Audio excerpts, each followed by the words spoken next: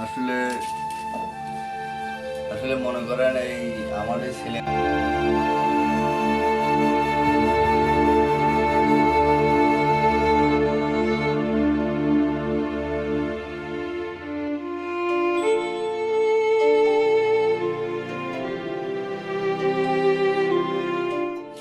আব্বু হাত দাও।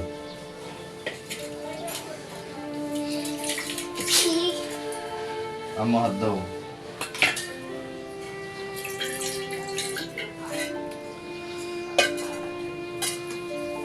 বিসমিল্লাহির রহমানির রহিম।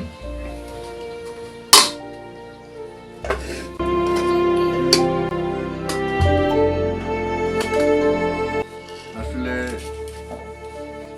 আসলে মনে করেন এই আমার এই ছেলে আর মেয়ে গরুর গোস্ত খাইতে চাইছিল এখান থেকে 15 দিনের মতো আগে। তো আসলে আফসোস, তখন আমার কাছে মনে করেন টাকা ছিল না।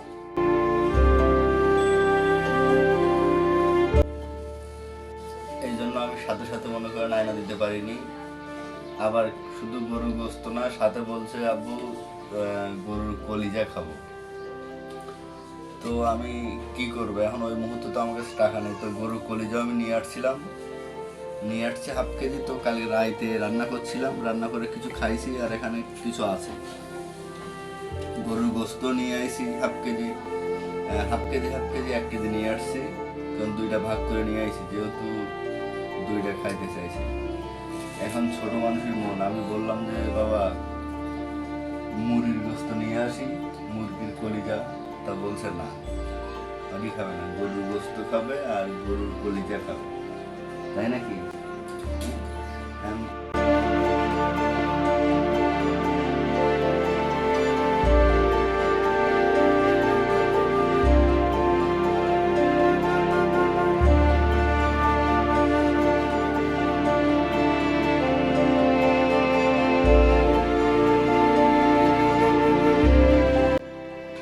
মনে করেন ছোট মানুষের মন, তো খাইতে তো দিতে হবে, কিন্তু সবসময় তো পারি না। ওরা খাইতে চাইছিল এখান থেকে আরো 15 দিন আগে। এই যে গরুর গোস্ত, এখানে গরুর গোস্ত আর এখানে গরুর কলিজা আর এখানে গরুর গোস্ত। তো যাই হোক, আলহামদুলিল্লাহ আল্লাহ মিলাই দিছে, নিয়ে আসছি। তো সাথে সাথে আনতে পারি নাই, প্রায় 10-15 দিন পরে নিয়ে আসতে হয়েছে আর কি। তো টাকা পয়সার সমস্যা হলে যা হয়। আর এরকম আত্মীয় স্বজন দরকার নেই যারা বিপদের সময় দুঃখের সময় পাশে থাকে না। এরকম আত্মীয় স্বজন কিন্তু দরকার নেই। যে আত্মীয় স্বজন সুখের সময় পাশে থাকে, যে বন্ধুরা সুখের সময় পাশে থাকে, এমন বন্ধু তো দরকার নেই। এমন বন্ধু আত্মীয় স্বজন দরকার নেই। এরকম আত্মীয় স্বজন এরকম বন্ধুদের সাথে কখনো চলবে না। অনেক কথা বলে ফেলেছি, এখন কেমন লেগেছে বলো, খেয়ে বলো,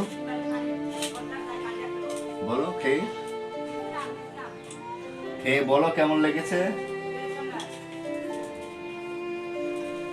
বিসমিল্লাহ।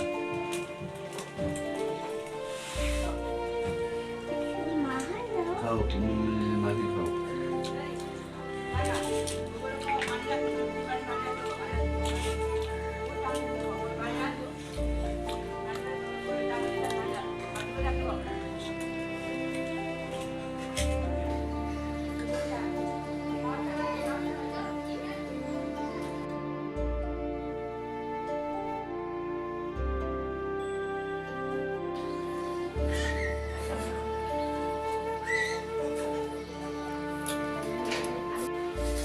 তো অভাবে পড়লে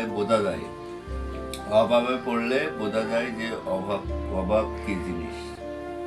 আর যারা পড়ে তারাই শুধু এই অভাবটা বুঝতে পারে, অভাবের মানে ভয়াবহতা কত কঠিন হয়।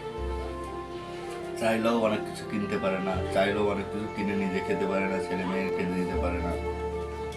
অভাব এরকম একটি জিনিস। তো সবাই ভালো থাকবেন, আর আমাদের জন্য সবাই দোয়া করবেন।